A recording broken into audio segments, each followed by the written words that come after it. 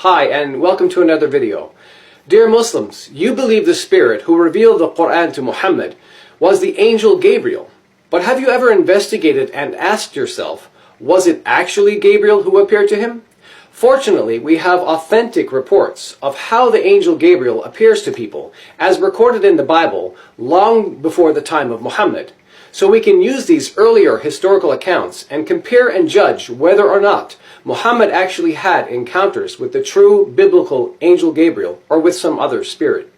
When we make this comparison, you'll be shocked to discover that when you read the Bible and the Quran, you are actually reading about two totally different Gabriels, two totally different spirits. Due to the fact that the Bible came long before the Quran, let's start with the Bible. Starting with the Old Testament, it records two incidences of Gabriel's appearance to Daniel. We read in Daniel chapter 8, verses 16 to 18, quote, "And I heard a man's voice from Ulay calling, 'Gabriel, tell this man the meaning of the vision.' And he came near the place where I was standing. I was terrified and fell prostrate.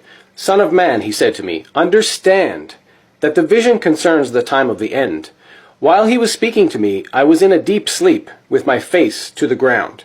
Then he touched me and raised me to my feet." The other Old Testament incident is in Daniel chapter 9, verses 20 to 22.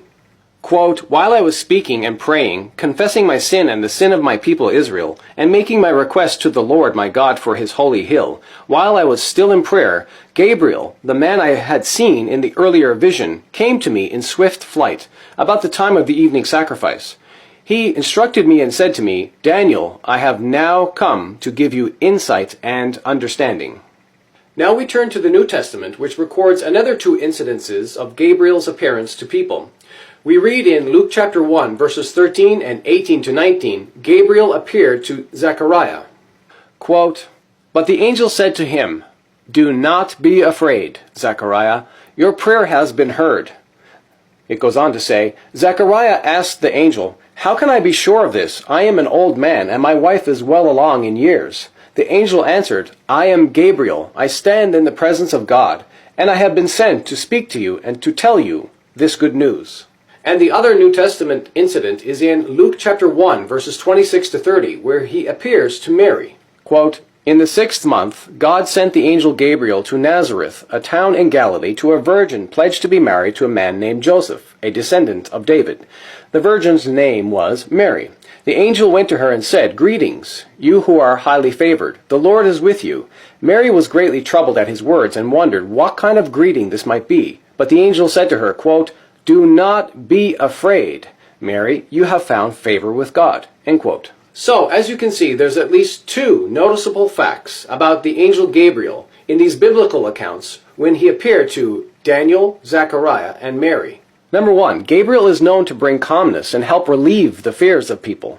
As we saw already, Daniel was standing, but fell prostrate because he was terrified. So Gabriel touched Daniel and raised him back to his feet, which indicates Gabriel made Daniel feel more secure or calmer again. Additionally, we saw on two other occasions, Gabriel specifically told Zechariah and Mary, quote, "Do not be afraid," end quote. Number two, Gabriel is also known for making sure people understood the message he was bringing, as we saw when he spoke to Daniel saying, quote, "I have now come to give you insight and understanding," end quote. So Daniel was not left in a state of confusion. Now, in light of these two facts about Angel Gabriel, let us now compare these earlier historical biblical accounts with Muhammad's much later alleged encounters with Gabriel, to judge whether or not his encounters were with the true biblical Angel Gabriel or with some other spirit. Turning now to Islamic sources, we find the Quran has only two clear references to Gabriel where he is mentioned by name. However, unlike the Gospel of Luke, where Gabriel is specifically identified as an angel, the Quran's references to Gabriel are not very helpful at all, as it gives us the impression that Gabriel may not even be an angel. Let me briefly show you what I mean. The two references to Gabriel in the Quran are found in chapter 2, verses 97 and 98, and chapter 66, verse 4.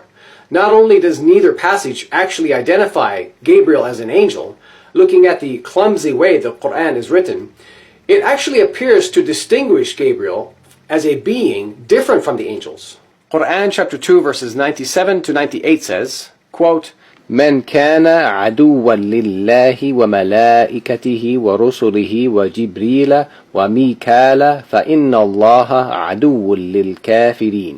Say, whoever is an enemy to Gabriel, he it was that brought it down upon thy heart by the leave of God, confirming what was before it, and for a guidance and glad tidings to the believers. Whoever is an enemy to God, and his angels, and his messengers, and Gabriel, and Michael, surely God is an enemy to the unbelievers.